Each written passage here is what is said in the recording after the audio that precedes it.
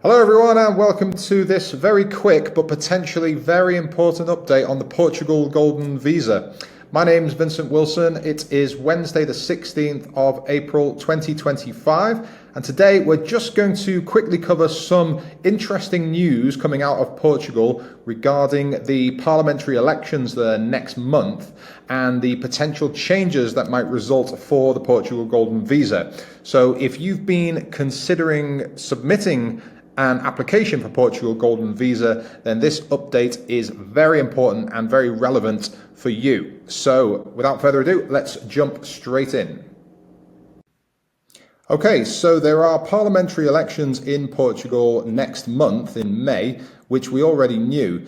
So the new information we have though is that the ruling party, the AD coalition or Democratic Alliance in Portugal, are saying that they want stricter physical presence for Portuguese Golden Visa holders. So this is pretty big news. If we scroll down into this article, it says here that the centre-right AD coalition has announced its intention to propose plans to tighten naturalisation requirements, and this could have a profound impact for Golden Visa holders seeking Portuguese citizenship. So as it says down here, the AD coalition's proposal contains two distinct changes to naturalisation requirements.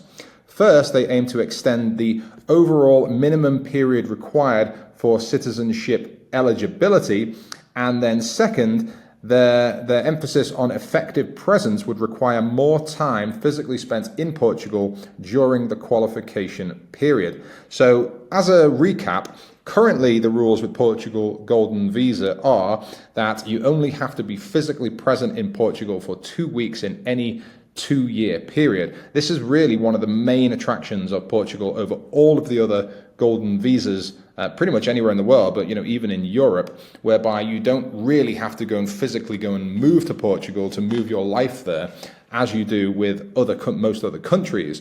So they haven't said how much longer they want to increase this, but if we look at the other golden visa programs in Europe, such as Greece and Spain, although Spain's program has just finished, they both required a stay in the country of 6 months per year in order to continually qualify for the golden visa and therefore qualify for citizenship later on.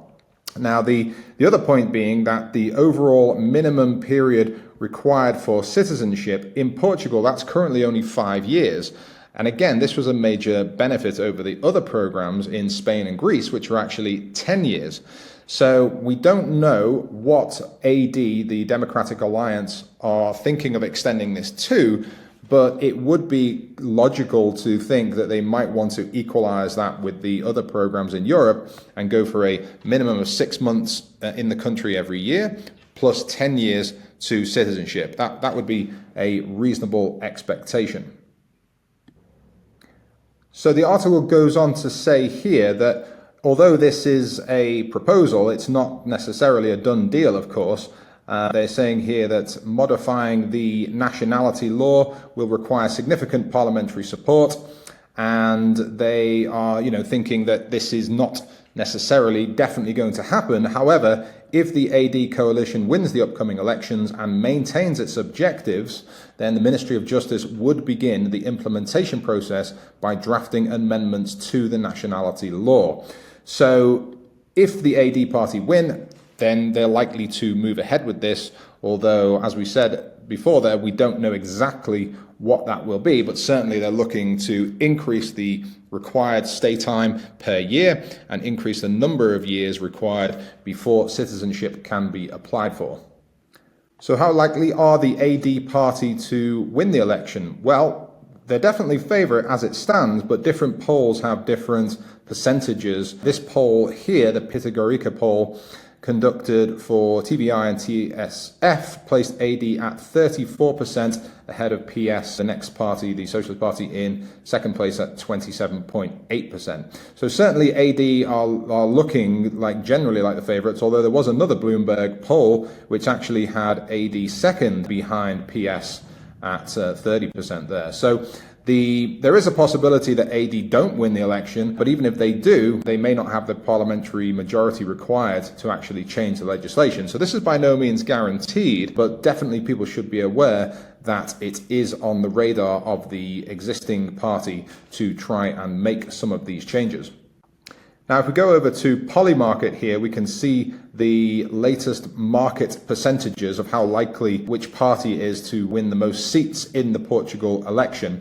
If you're not familiar with Polymarket, this is essentially a betting market whereby many of the markets are actually involved with politics. It became very famous in the US election back in November because when the major polls had the election tied at 50-50, or the polling tied at 50-50, Polymarket actually had Trump to win 60%. So when he eventually did win, it became quoted in the financial press as a good predictor of political elections. So it's by no means guaranteed, but we can see currently that the Polymarket's percentages say that the Democratic Alliance Party has a 68% chance of winning the most seats in the Portugal elections. That's a pretty strong majority, and then the Socialist Party behind there at 31. So this doesn't necessarily guarantee anything, but as it currently stands, the market is very strongly predicting that the Democratic Alliance will win the election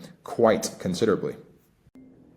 So there we are. That is the very quick update on the potential changes for the Portugal Golden Visa. The elections in Portugal are next month on May the 18th. We don't know how, of course, that is going to play out, but definitely there are potential changes in the pipeline. So the message here is to anyone who is considering to submit an application for Portugal Golden Visa, we would strongly advise people to speed up that process to get the application in, because all of the historical precedent says that when the rules change, if your application is already in the system, then you are able to benefit from the previous more flexible rules rather than the newer, less flexible rules.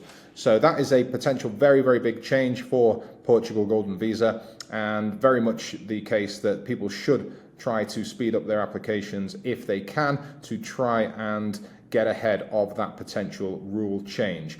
If anyone has any questions, please pop them into the comment section below this video. I'm happy to get back to anyone who has a question. And if there is any more information coming forward from the Portuguese side of things, we will get another update in due course. But until then, thank you for watching.